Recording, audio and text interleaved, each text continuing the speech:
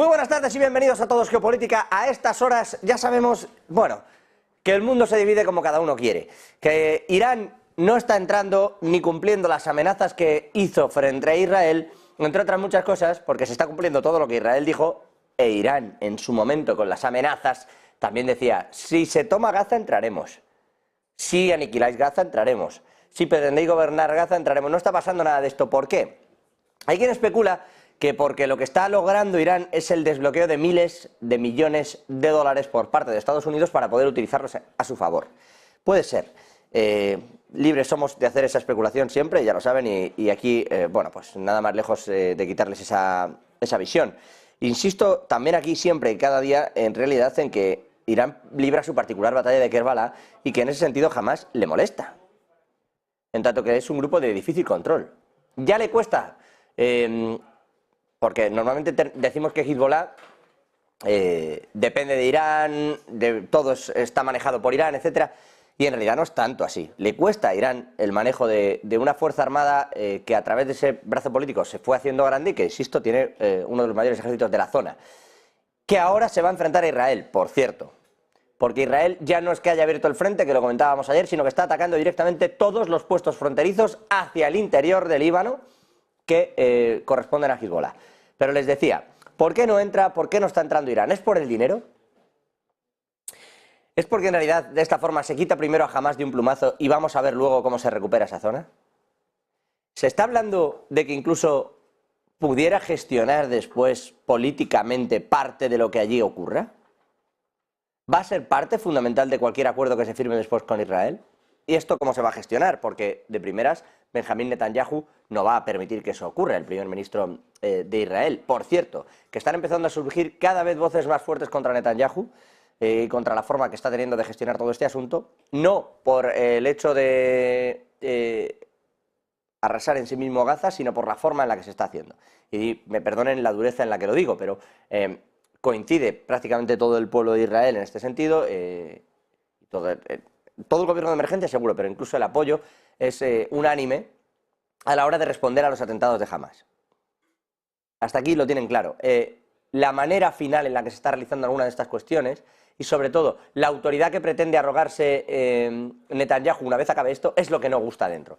Y se habla incluso de que las presiones son tan fuertes que podría dimitir. Ha dicho ahora mismo, de hecho hace apenas unos minutos, el propio Benjamín Netanyahu que no va a dimitir, que no se le ha planteado, que él mismo no se ha planteado esa cuestión y que en ningún caso se va a producir esa renuncia, que va a continuar al frente para lo que dice, en lo que estaba comentando, guiar al pueblo en unos momentos que considera decisivos históricamente para Israel.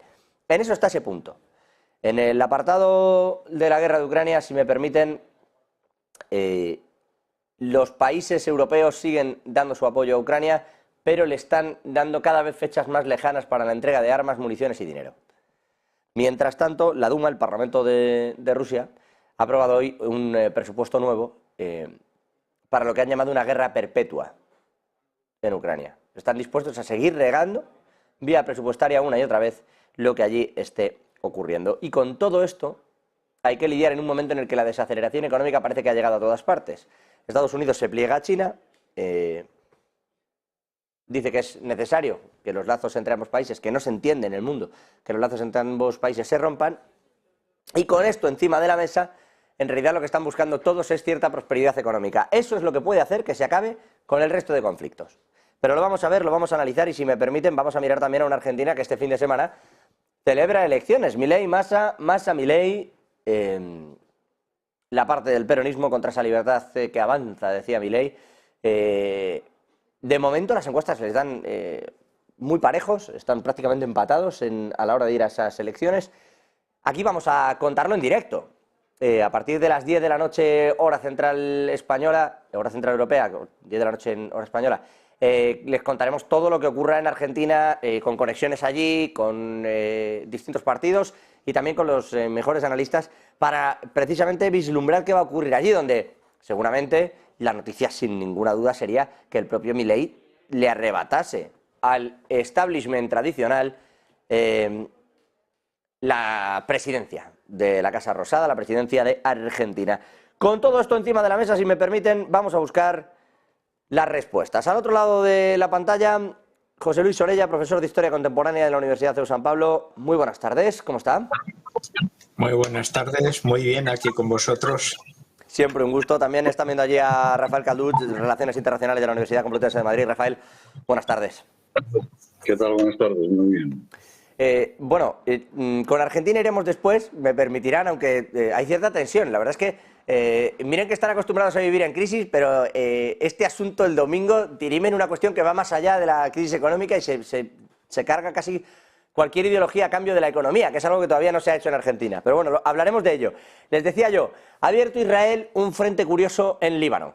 Está atacando ya directamente los puestos fronterizos de Hezbollah, lo está haciendo sin ningún tapujo y sigue sin esperarse que particularmente Irán diga nada.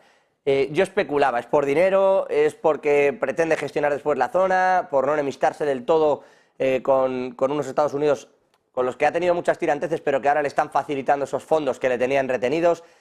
¿Cuál es la razón de que veamos a un Irán tan contenido cuando ya están directamente, ya no es jamás ese apartado más sunita, si me permiten, no, ya estamos hablando directamente de un aliado claro como es Hezbollah, que está recibiendo también los ataques desde Israel? ¿Qué creéis que está pasando y por qué esa contención? ¿Qué le interesa también a Israel sacar de aquí, José Luis? Hombre, Israel está dando una imagen rápidamente de fuerza, de firmeza. Netanyahu, desde que había llegado al poder, había defendido, bueno, pues esa línea, ¿no?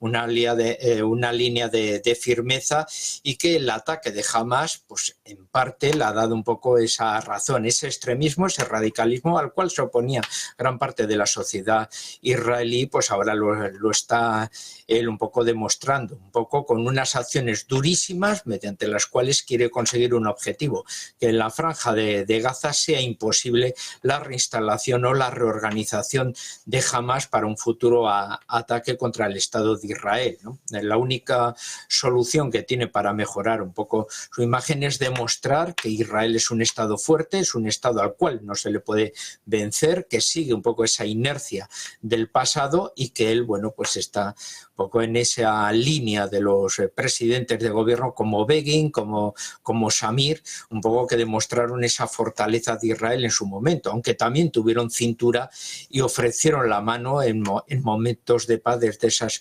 posiciones de firmeza, que Netanyahu en este aspecto pues no vemos que pueda hacer un poco lo mismo, ¿no? En cuanto a Irán, sus objetivos son diferentes. Él tiene muy bien un poco esa relación a través de las milicias chiíes de Irak hacia Siria, un gobierno de Damasco subordinado muy bien a sus intereses, y un Hezbollah que forma parte un poco del gobierno de Líbano. Esa línea que le dirige hacia el Mediterráneo es su principal objetivo.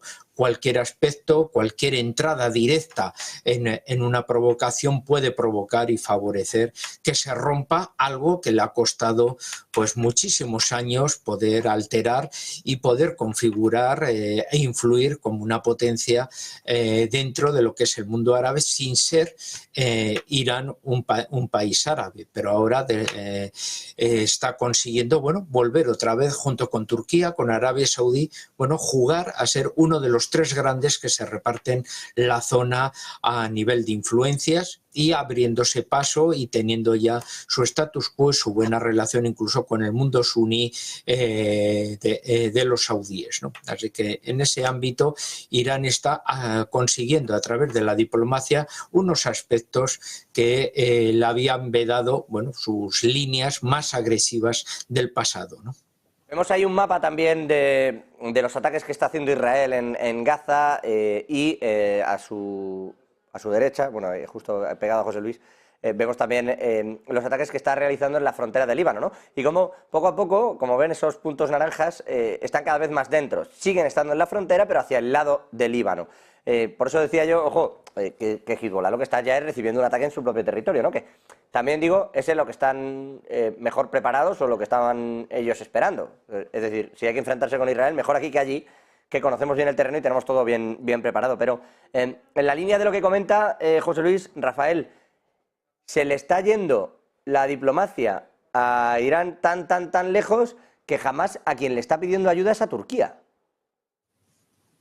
Sí, está pidiendo Turquía, pidiendo que Turquía se involucre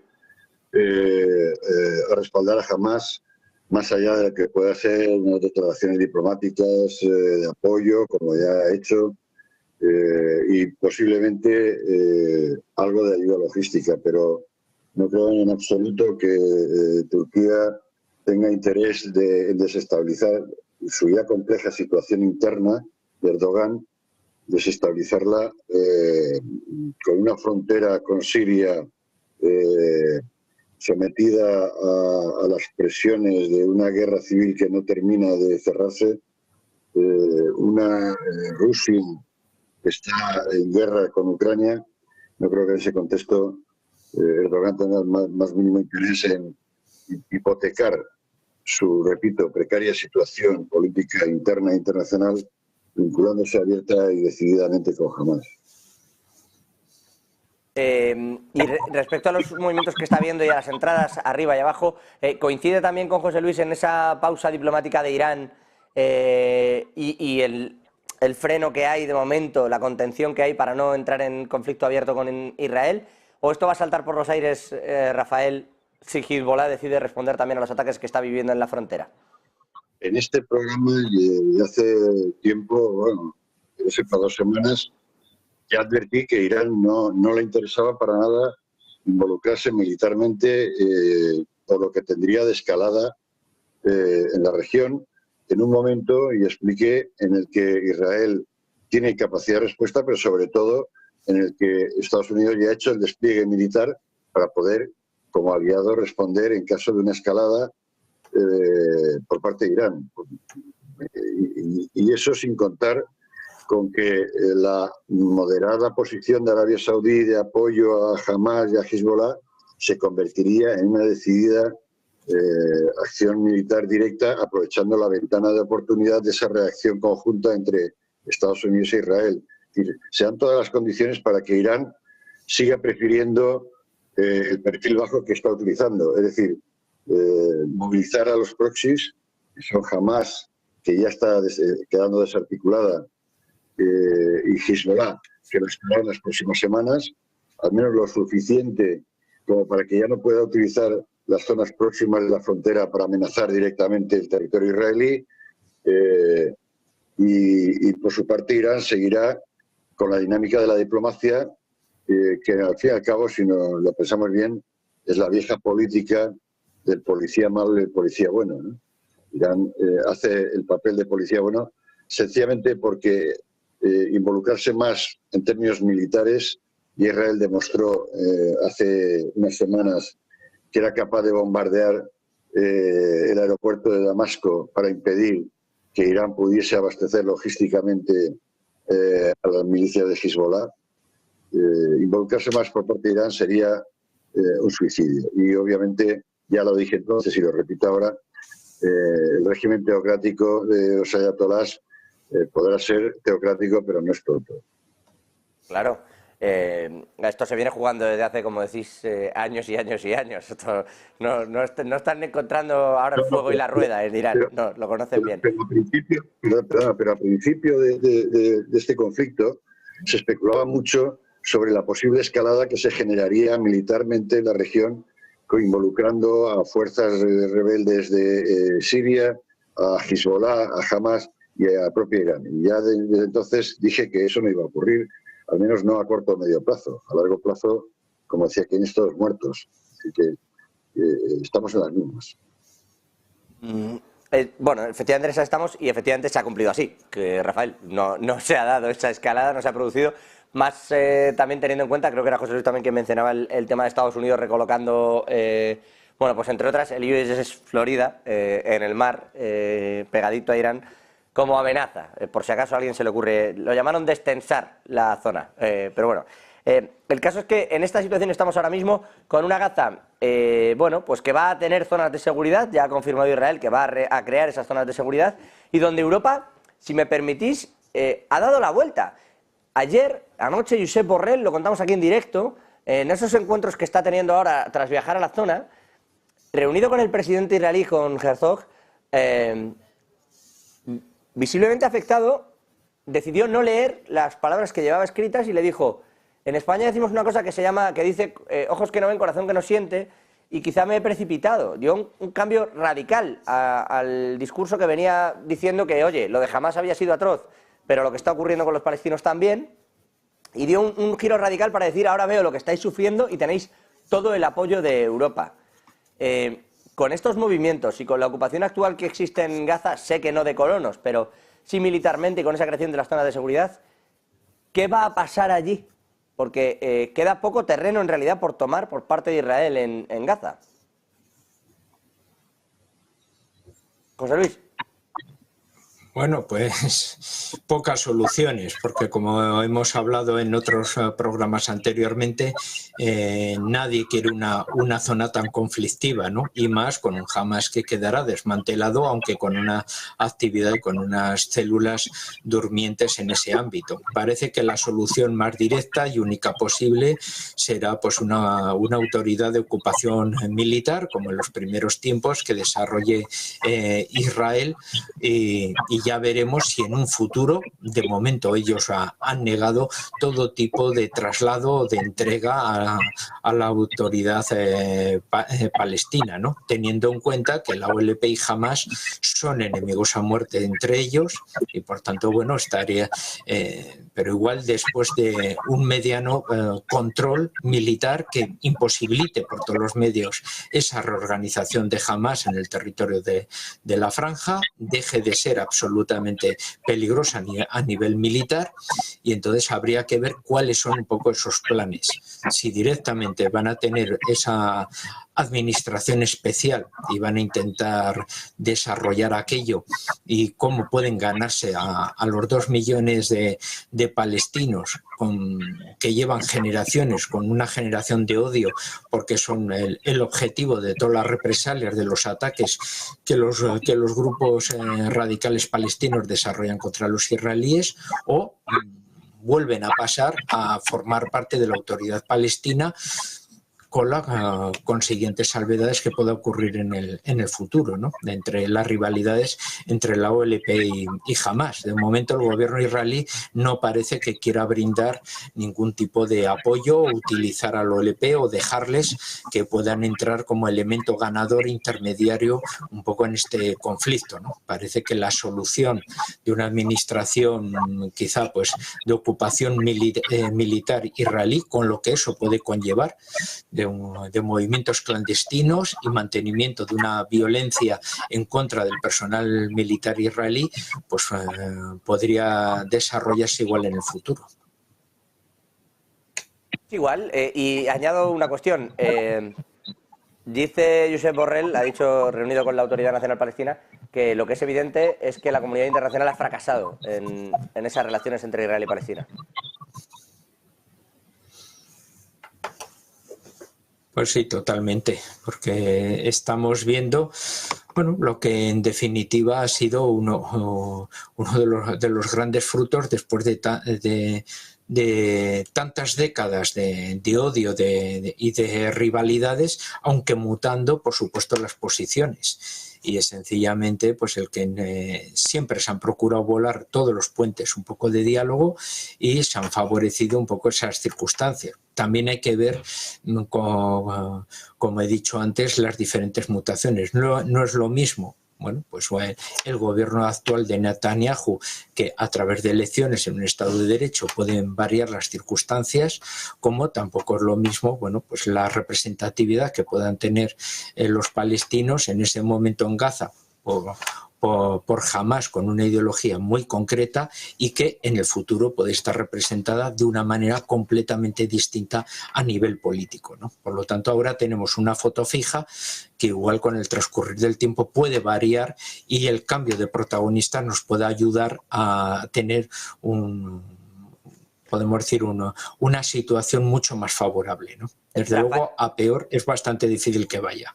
Sí, a ver, es complicado, sobre todo por cómo está quedando Gaza, desde luego. Rafael, ¿qué solución le ves tú a esta salida? Habla José Luis de que lo único que parece que se otea en el horizonte es que Israel de momento gestione esto con zonas de ocupación militar. No sé si ves otra salida. Habláis de la OLP. Se ha hablado también de que la Autoridad Nacional Palestina pueda gestionar el tema con posterioridad. aunque en principio es algo a lo que la comunidad internacional se había negado. Rafael, ante el fracaso que comentamos de la comunidad internacional, que dice Borrell, que ahora comenta Orella, ¿crees que en realidad hay una gestión posible más allá de la mera ocupación de Israel? Bueno, empezaré por decir que efectivamente, también lo dije en programas anteriores, las declaraciones de Borrell se caracteriza por su escasa finura diplomática, porque es un alto representante que está actuando más con criterios ideológicos que con criterios diplomáticos. Lo digo porque efectivamente estos cambios de posición no ayudan para nada a dar credibilidad a la diplomacia europea. Dicho eso, yo no creo que sea un fracaso de la comunidad internacional, al menos no es la máxima responsable de lo que ocurre ahí. El fracaso, en todo caso, será entre los representantes palestinos y el Estado de Israel en encontrar una solución que la comunidad internacional puede colaborar y respaldar en su aplicación, pero que no puede sustituir la voluntad, o en este caso la falta de voluntad de las partes. En cuanto a la solución, yo coincido con José Luis en que a corto plazo lo único que va a hacer Israel es lo que está haciendo, concluir la desarticulación militar de Hamás y mantener una ocupación militar el tiempo suficiente para que garantizarse que a corto o medio plazo no va a haber un resurgir de Hamás. En cuanto a la solución civil y política, yo creo que tendrá que pasar necesariamente por una negociación entre Estado de Israel, Estados Unidos como garante de las decisiones que se adopte por parte de Israel, unos representantes de los palestinos, entre los cuales, sin lugar a dudas, estaría la Autoridad Nacional Palestina, pero puede que no solamente ella, y desde luego tendrá que estar también Egipto, porque no olvidemos que una de las salidas de Gaza, y una de las importantes salidas de Gaza, es el paso de Rafah con Egipto. Por tanto, lo lógico sería organizar algún tipo de conferencia internacional en donde ahí Naciones Unidas, creo que en mayor medida que la Unión Europea, por lo que decía antes de la falta de diplomacia adecuada de Borrell, podría tomar iniciativas para llevar a cabo ese tipo de conferencia multilateral que encontrase algún tipo de solución temporal, porque no podría ser definitiva, para la gestión civil y política de Gaza. Pero eso yo creo que todavía estamos muy lejos, y por muy lejos entiendo a muchos meses de distancia de ese momento. ¿Qué valoración hacéis? Me vais a perdonar. Ha pasado tanto tiempo que me resulta compleja esta pregunta, ¿no? Pero, ¿qué valoración hacéis de lo que está ocurriendo en Gaza? Porque hablas de la falta de diplomacia de Borrell, que efectivamente habla, parece, con las entrañas y desde la ideología en la mayor parte de ocasiones, pero la realidad, hoy dice Israel que va a permitir 2 camiones de combustible que entren al día porque allí el personal no tiene agua, no tiene electricidad, no tiene comida. Reportaba 21 fallecidos por estos motivos la ONU, la agencia de la ONU encargada de los refugiados, allí. ¿Qué creéis que está ocurriendo? Porque hablabas de células durmientes, de cómo va a quedar el país y del odio, José Luis, que se va a generar allí. Es que lo que está ocurriendo, bueno, no lo sé, ¿qué valoración hacéis vosotros de la guerra que se ha formado allí y de lo ocurrido en Gaza?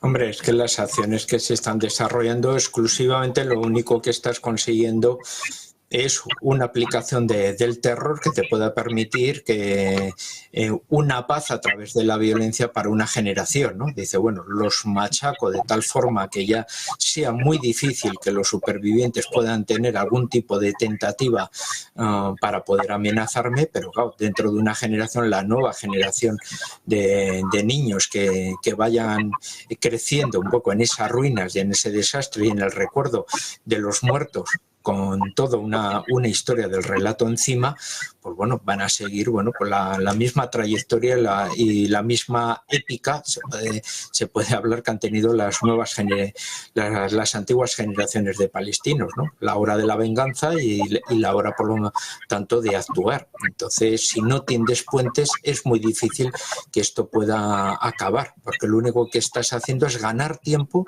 para una paz de los muertos, pero sabiendo que dentro de una generación vas a tener una nueva generación de palestinos que se van a lanzar a una hora de la venganza, y que ellos también van a procurar que su ataque sea un ataque absolutamente discriminatorio y realizando el máximo daño posible los israelíes. Entonces, claro, tienes ahí un mapa en la cual aquí no estamos hablando de negro o blanco, sino con muchísimos matices de grises, en los cuales la mayor radicalidad, la mayor contundencia, la mayor violencia es la que al final se sobrepasa, la que parece que tiene la razón y empuja a todo lo demás.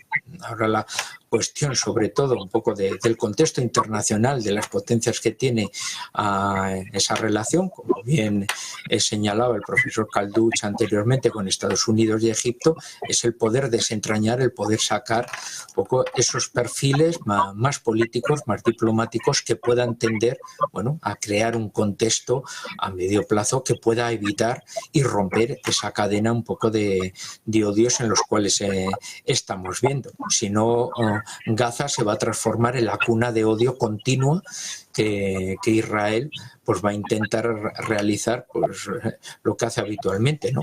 Segar y podar una generación entera para ganar tiempo hasta dentro de 15 años o 20 años, ¿no?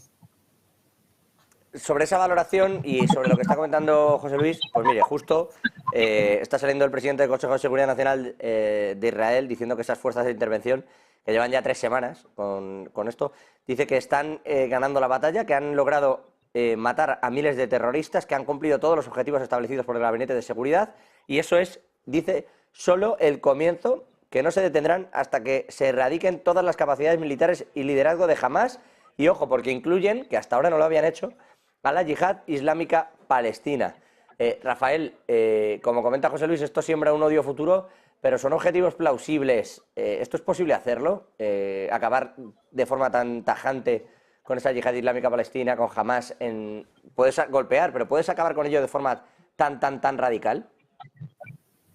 A ver, el objetivo de Israel no es acabar con Hamás o la Yihad Palestina, Nacional Palestina, en términos de que desaparezca como realidad, porque eso, como ha dicho José Luis, que termina arraigando en las mentes y los corazones de muchos palestinos a la vista de la intervención militar. Pero es que ese no es el objetivo de Israel. El objetivo de Israel es acabar con la organización militar y política, tanto de Hamás como de cualquier otra organización terrorista que operaba desde Gaza. Se menciona la Yihad Nacional Palestina, pero recordemos que había más de 20 organizaciones terroristas operando desde el territorio de Gaza. Acabar con esas organizaciones y su capacidad operativa, como decía José Luis muy bien, durante una generación. Naturalmente que una de las consecuencias de esta intervención militar va a ser la diáspora de muchos militantes de Hamás que pasarán a otros países, empezando por Egipto.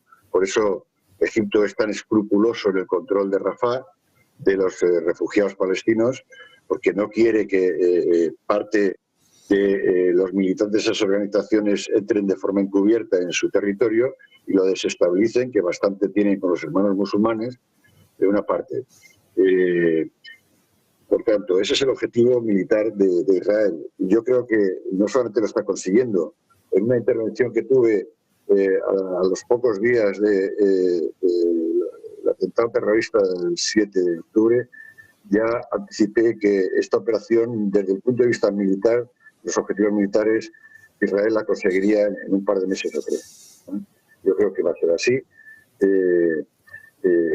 Pero, claro, el problema no se acaba ahí.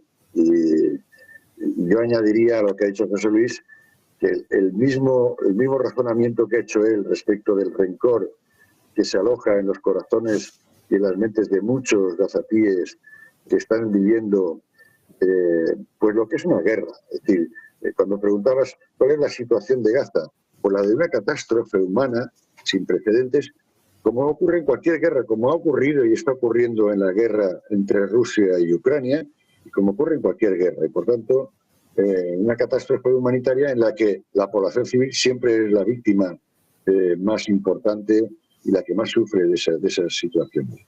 Y dicho eso, lo que quería añadir es que el mismo argumento o el mismo razonamiento se puede hacer respecto a los israelíes. Hay toda una generación de jóvenes israelíes que en las próximas décadas alojará un rencor y un odio difícil de superar respecto de los palestinos, en particular de Gaza, pero en general de los palestinos y por extensión del mundo árabe musulmán. Vamos a ver cómo se aligera eso y cómo se pone. Me queda hablar de Rusia, quiero hablar de ese presupuesto, quiero preguntaros cómo veis a los aliados, porque hay como una sensación, al menos en la opinión pública, de cierto cansancio, más allá de esa visita de Cameron obligada a Ucrania esta semana. Pero me vais a dar 2 minutitos para la publicidad y además hablamos de lo que está por venir de Argentina, que bueno, económicamente puede ser un desastre lo que ocurra, pero es verdad que es más entretenido y, hombre, alegra un poco más hablar de Argentina que tener que hablar de asuntos bélicos. Demos 2 minutos, José Luis, Rafael, y enseguida volvemos.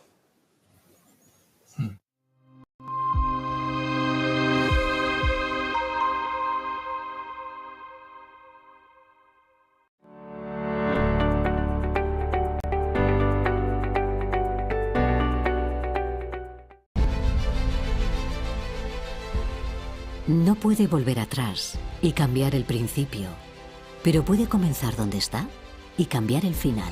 En Luna Sevilla queremos ser su asesor financiero de referencia para mejorar su presente y su futuro patrimonial, prestando nuestros servicios como agentes de Caser Asesores Financieros.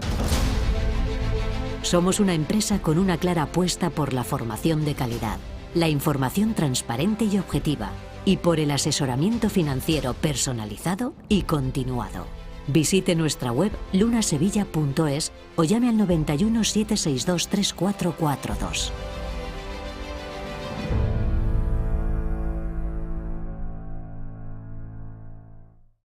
¿Se puede poner a prueba vuestra tecnología de trading? Sí. ¿Y vuestra ejecución funciona al milisegundo? Sí. ¿Y vuestros spreads están entre los más bajos del mercado, no? Si quiere, puede probar nuestra primera vez. Es difícil encontrar un broker que cumpla con todas sus expectativas. O quizá no tanto. Active Trades, broker online desde 2001.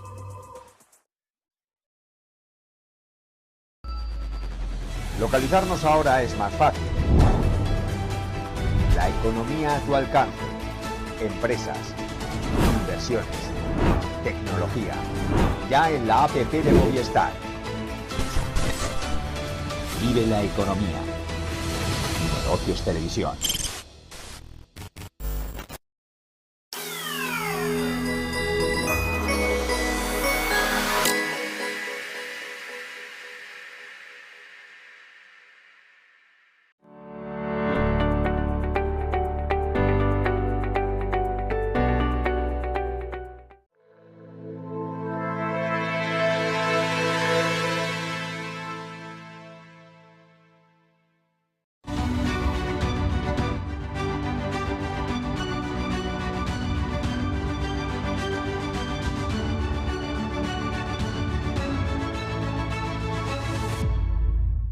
Ya estamos de vuelta, a estas horas se está hablando en el Consejo de Seguridad, fíjense, antes tocó el tema, en el Consejo de Seguridad de Naciones Unidas, Rusia precisamente interviniendo. Vamos a irnos hasta allí, escuchamos lo que está diciendo, ya saben que vamos conectando con los grandes bloques, los quizás más trascendentes en los países más trascendentes en estos momentos. Vamos a escuchar a Rusia en ese Consejo de Seguridad y analizamos la situación de lo que está ocurriendo en Ucrania. Nosotros agradecemos la participación de la subsecretaria general para los derechos humanos, la señora Branskeris, y el vicepresidente del Departamento Sinodal de las Relaciones de la Iglesia con la Sociedad y los Medios del Patriarcado de Moscú, el señor Vakhtang Kipsille. Gracias por su participación. Destacamos que la Iglesia Ortodoxa Ucraniana no acudió a nosotros para solicitar la celebración de la reunión de hoy, tampoco nos autorizó a hablar en nombre de ellos, tampoco tuvimos contacto con miembros del clero. Lo decimos para que la policía ucraniana no aproveche esta reunión como pretexto para cometer represalias contra las personas y las iglesias que son rehenes. hace 9 meses, el 17 de noviembre, durante la primera reunión que convocó. Bueno, pone un punto sobre la mesa importante, y es que más allá de ir al detalle, que ya saben que aquí no nos gustan los cabrosos ni nos alimentamos de ello, pone un punto interesante sobre la mesa, y es que se están recrudeciendo los conflictos entre Rusia y Ucrania, en particular en las orillas del Dnipro, desde hace días.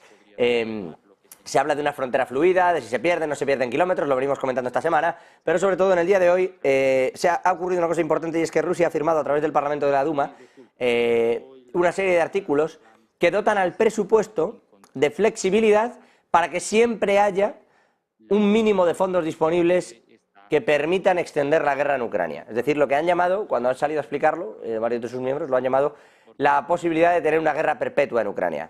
Bueno, esto es así, ¿no? Depende también de cuánto fuego y cuánto alimente, cuánta leña le ponga el enemigo a esto, ¿no? Se entiende que eso te haría variar también el presupuesto, pero esa es la intención de Rusia.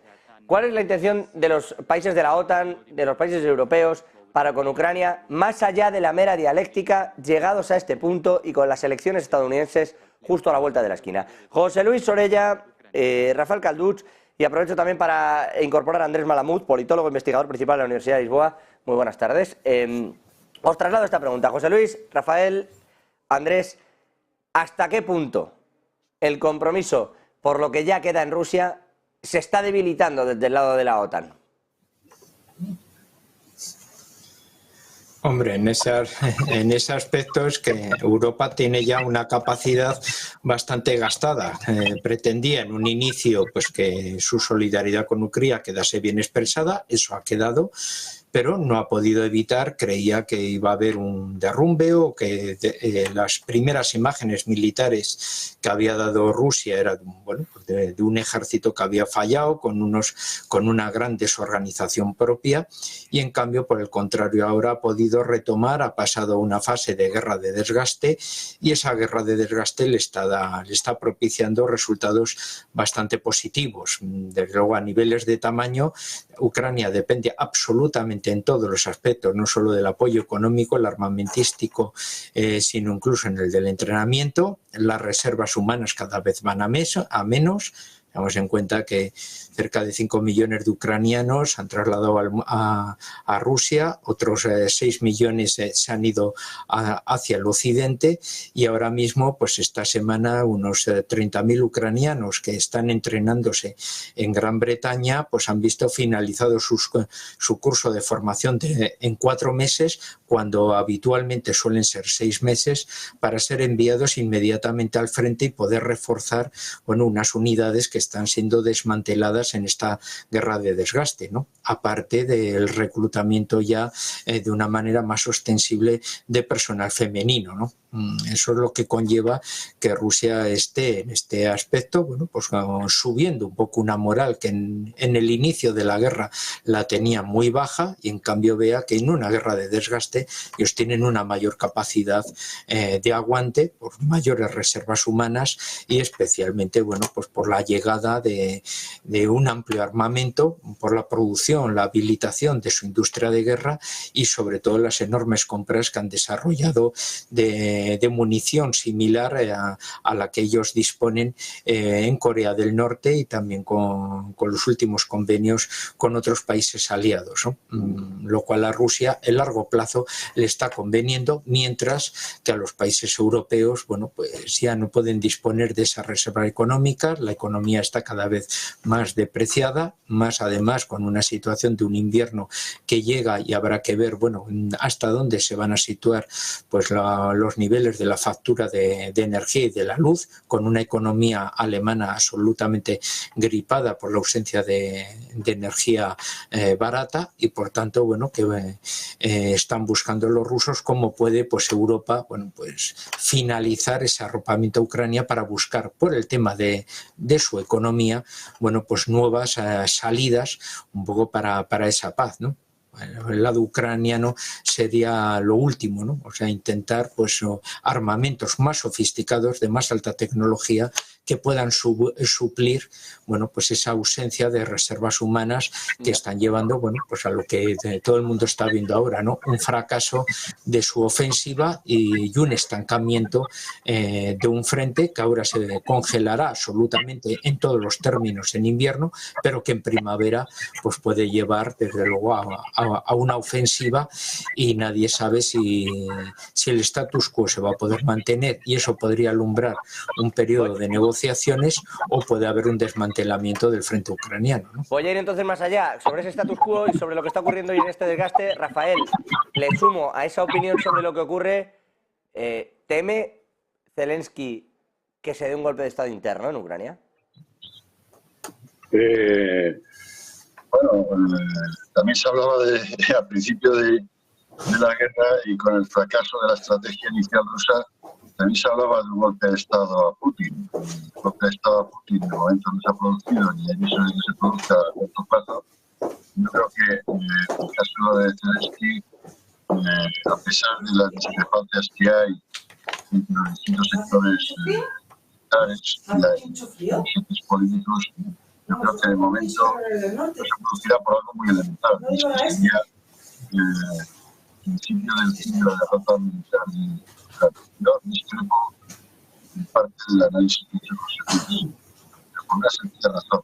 Ese agotamiento que se está produciendo me hago el siguiente razonamiento lógico.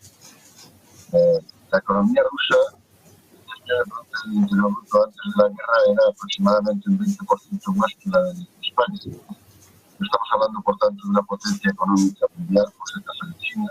Estamos hablando de una potencia económica media. Es una potencia, era una potencia, o se consideraba una potencia mundial desde el punto de vista económico.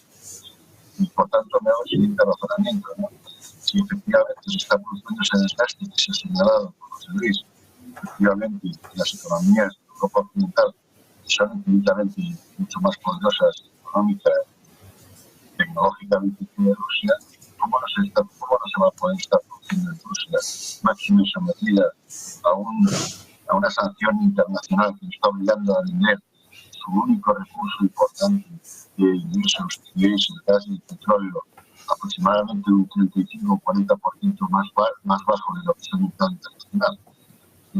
Rusia se está agotando económicamente, Rusia se ha agotado militarmente en su capacidad productiva de armamento. La prueba es que tiene que comprárselo ya a Corea del Norte y antes de la porque sencillamente ha destruido su capacidad militar más rápidamente de la que lo producía y sus fábricas. Rusia está haciendo ese espectáculo. Lo que pasa es que maneja muy bien dos cosas: la censura y la propaganda. Nos hace creer que efectivamente está mejor de lo que está.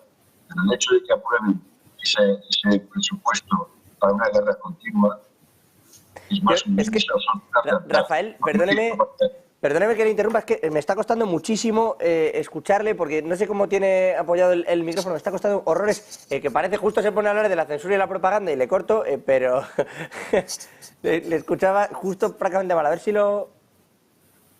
Nada, ahora le leo los labios, pero sé que está preguntando si se escucha mejor, pero ni siquiera le oigo. Voy a trasladarle la pregunta... A ver, ¿ahora? Yo no he hecho nada, o sea ahora, que... Pues ahora le escucho fantástico. Me hablaba de ese movimiento que estaba teniendo, de esa censura, de esa propaganda, de cómo se estaba moviendo por ahí y de que el desgaste en realidad en los aliados tenía más que ver con la capacidad de producción. Decía, lo digo a modo de... decía que los... en resumen, lo que estaba diciendo es que los aliados de Ucrania se están efectivamente desgastando desde el punto de vista económico y militar, pero Rusia lo está haciendo todavía mucho más. Es algo de sentido común, porque la capacidad económica y tecnológica de Rusia es infinitamente menor. La prueba es que, ya lo he dicho, su capacidad productiva de armamento no ha sido capaz de reponer lo que destruyó en las primeras etapas de la guerra. Basta recordar que en los primeros meses su capacidad artillera era de aproximadamente 20.000 impactos, entre 20 y 25.000 impactos diarios, cuando la de Ucrania no superaba los 7.000 o 8.000, y ahora prácticamente su capacidad artillera es nula. Por tanto, no nos hagamos ilusiones. Rusia está en una situación muy precaria desde el punto de vista militar, y la prueba es precisamente que tiene que aprobar una continuidad de su presupuesto para poder sencillamente mantener sus tropas en el frente. Queda recibido. Andrés, al respecto, antes de saltarnos a lo puramente argentino, que le quiero preguntar y mucho sobre lo que está por venir, pero sobre este asunto, sobre el hartazgo, sobre cómo va a acabar esta guerra de Ucrania y sobre la posibilidad de que en realidad lo prorrogue Rusia vía presupuesto, ¿qué opinión tiene? Escuchamos una versión pesimista para Ucrania y otra pesimista para Rusia. Voy a intermediar. La integridad europea depende del resultado de esta guerra. Si Rusia gana, la integridad europea está en peligro. Y sin embargo, el 80% del apoyo financiero y militar para la campaña de Ucrania proviene de los Estados Unidos. Si Ucrania no gana la guerra hasta noviembre del año que viene, la pierde, junto con los demócratas. Si Trump vuelve a la presidencia en noviembre, como apuntan las encuestas, Putin gana. Esta es la ventana de oportunidad que tiene Ucrania para dar vuelta. No lo van a hacer en invierno, quizás en la próxima primavera. Si no, dentro de un año es muy probable que esta guerra esté terminada, con malas consecuencias para Europa. Pues rápido y escueto, y al pie, es verdad que ahí está esa situación y es verdad que Europa está implicada precisamente por esas razones. Tengo que hacer una segunda pausa y de verdad que volvemos a hablar del asunto de Argentina. Rafael y José Luis, si os queréis también quedar, porque siempre es interesante vuestra opinión sobre esos comicios, agradecidos. Andrés, no te muevas. Volvemos enseguida para hablar de lo que está por venir, de esa lucha Milei-Massa en los comicios. Yo tengo incluso dudas. Si no, le voy a preguntar a Andrés, si no teme que Massa esté intentando incluso evitar sustos, teniendo charlas previas a las elecciones. 2 minutos, que volvemos. Hasta ahora.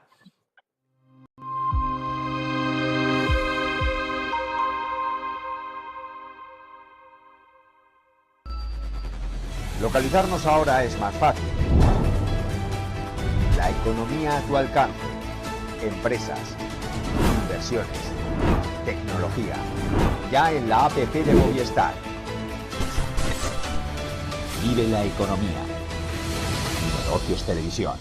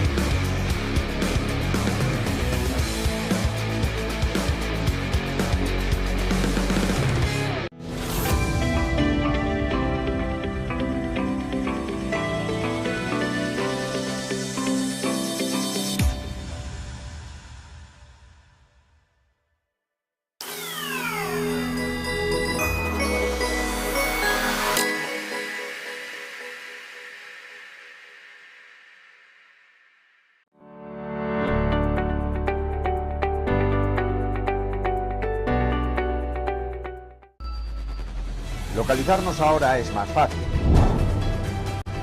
La economía a tu alcance. Empresas, inversiones, tecnología. Ya en la APP de Movistar. Vive la economía. Negocios Televisión.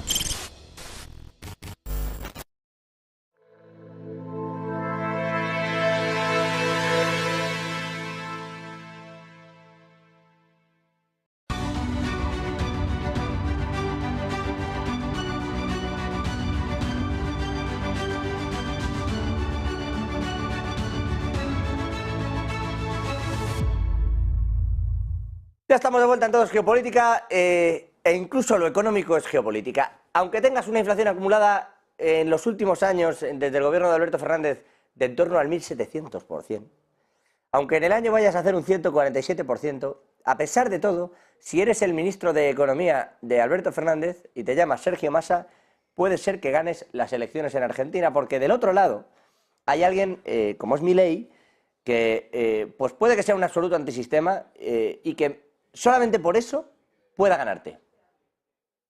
Porque da igual todas las barbaridades que haya dicho o todo lo que se haya girado en medio o la forma incluso en la que tiene de expresarse. Lo cierto es que Milei puede ganar unas elecciones del brutal hartazgo económico que por fin, tras generaciones y generaciones y generaciones, se le aparece ya a los argentinos como algo obvio. Siguen aquí, si no me equivoco, José Luis Orella, Rafael Calduch y Andrés Malamud, con quien me gustaría abrir este bloque. Andrés, domingo electoral, lo vamos a hacer también aquí, lo vamos a seguir aquí en directo también en Negocios Televisión, contándoles todo lo que ocurra, ¿eh? ¿Qué espera de ese domingo? ¿Qué espera de los argentinos? ¿Hasta qué punto el hartazgo económico es tan brutal? ¿Cómo está viendo esa situación? No voy a anticipar el resultado, por suerte en democracia no lo conocemos de antemano, pero es una elección que viene muy peleada según las encuestas. La mayoría de las encuestas le da una luz de ventaja a Milei dentro del margen de error, pero una sensación de que Massa ganaría con más facilidad porque Milei ha dicho una serie de barbaridades, él y su candidata a vicepresidenta en los últimos días, que parecen haber saturado la esfera pública. Todo el que es alguien en Argentina está saliendo a declarar que nunca votaría a Milei, e incluso a veces que votarían al mismo Massa, que es el, como decías, ministro de Economía al 150% de inflación. ¿Por qué puede ganar el ministro de Economía al 150% de inflación? Por dos razones. La primera es que los argentinos estamos acostumbrados a la inflación. Lo que atenta contra las chances del gobierno es la recesión. Y en este momento lo que hay es fiebre de consumo, derivada precisamente de la inflación. El dinero que tenemos en el bolsillo mañana vale menos, hay que gastarlo ya. Y entonces lo que vemos en Argentina no es recesión, es hiperconsumismo, los restaurantes y los cines llenos. Se paga eso, pero se paga después de las elecciones. La otra causa es un problema de oferta. La oposición fue muy incompetente, no lo digo yo, lo dijeron los electores, y los castigó.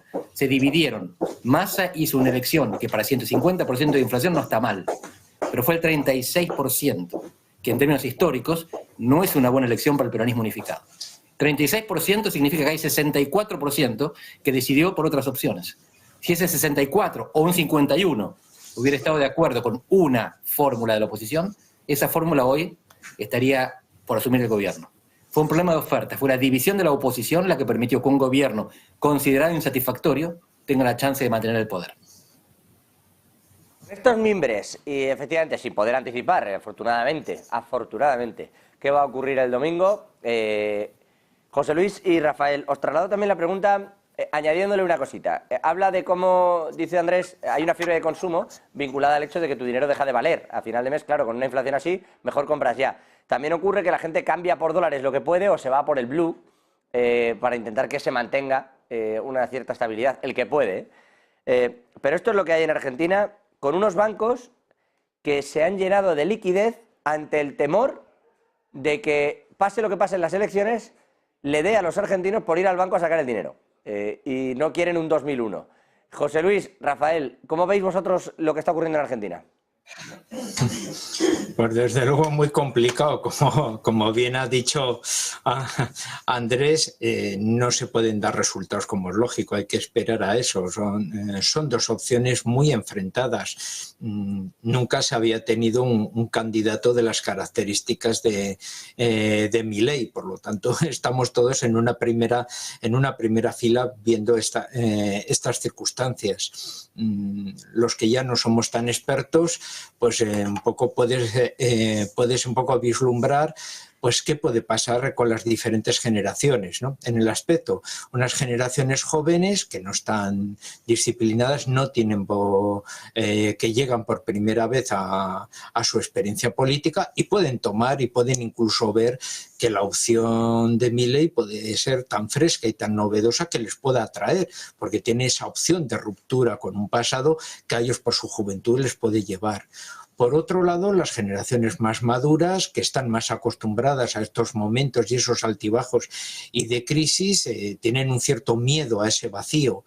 Y hay que tener en cuenta que el mundo del justicialismo, el mundo del peronismo, es algo más que un partido, es todo un movimiento, un modelo de vida con un mundo sindical muy fuerte, un mundo asociativo, un mundo comunitario, que eso en determinados momentos se ha movilizado y el voto es muy disciplinado, aunque dentro del peronismo exista todo tipo de opciones, pluralidades y familias políticas incluso contradictorias en sí. Y eso también habrá que tenerlo en cuenta porque me imagino que el candidato Massa habrá hablado con todos los segmentos de la familia peronista para aglutinar a nivel jerárquico un poco todo ese mundo, ¿no? y ya no me meto más para no meter la pata un poco en este ámbito. Bueno, Andrés, hoy por qué no le contraponemos, pero tenía también su visión la cosa. Andrés, la verdad es que siempre lo explica bien porque es muy escueto y muy directo, y esto está pasando así, y entonces parece como que da susto meterse ahí. Rafael, al respecto de lo que ocurre en Argentina... No, yo primero, yo no soy experto, por tanto, las dos ideas que voy a decir las digo desde mi inexperiencia en el caso argentino. Lo primero que tengo que decir es que respaldo completamente lo que ha dicho Andrés respecto del hiperconsumismo. Yo tuve ocasión, a los pocos meses de establecer el corralito, en el intercambio de profesores, estar en la Universidad Nacional de Tucumán, invitado por una profesora de allí, y pude constatar, según llegaba, que efectivamente un viernes por la noche se llenaba un restaurante italiano de los más, bueno, aquello me sorprendió porque yo esperaba que la gente con el corralito estarían todos agobiados, y me dijo exactamente lo que ha dicho Andrés, con lo cual ya ha llovido desde entonces, pero sigue lo mismo. Dos cosas. La primera, no está claro, yo no lo veo, al menos yo no lo veo, pero no soy especialista, no veo claro que vaya a ganar Massa o Milei. La cosa yo creo que está muy dividida y que en ese sentido las encuestas no reflejan la realidad de la división en cómo se va a reorganizar ese 64% que señalaba antes de oposición. Segundo, diga lo que diga cada uno de los dos candidatos, bueno, lo que pasa es que de un lado ya sabemos que va a continuar la política económica que se tenía hasta ahora, que no va a mejorar la problemática económica de Argentina, pero no creo que Milei lo consiga porque el deterioro de la economía argentina es estructural, no es coyuntural, y por tanto requiere de mucho más de las ofertas populistas que está haciendo Milei. Justamente para justo sobre esto, Andrés, en 30 segundos y para poner tú el cierre, 30 segundos literales en este Todo es Geopolítica. ¿Qué va a ser de la economía argentina tras las elecciones? Un desastre, gane quien gane. La diferencia es que con Milei se rompe de repente y con Massa se sigue rompiendo de a poco. Pero primero va a haber un derrumbe antes de haber una reconstrucción, que la habrá, porque el mundo genera muchas oportunidades para países como Argentina, comprando alimentos, energía y minerales. Pero primero, Argentina va a tener que pasar por el derrumbe monetario si viene Milei, o fiscal si viene Massa, y en cualquier caso, dentro de un año veremos la luz al final del túnel, pero primero nos comemos el tren que viene de frente. Vaya 2024. El domingo lo vemos, lo escuchamos, lo analizamos y lo contamos aquí también en Negocios Televisión. Andrés Malamud, politólogo, investigador principal en la Universidad de Lisboa. Un gustazo contar con esa opinión siempre experta desde el País de la Plata. Gracias. José Luis Orella, profesor de Historia Contemporánea en la Universidad CEU San Pablo. Siempre un placer. Rafael Caldú, Relaciones Internacionales en la Universidad Complutense de Madrid. Lo mismo. Lleven buena tarde. Nosotros dejamos aquí esta parte de política, de geopolítica. Buscamos la económica.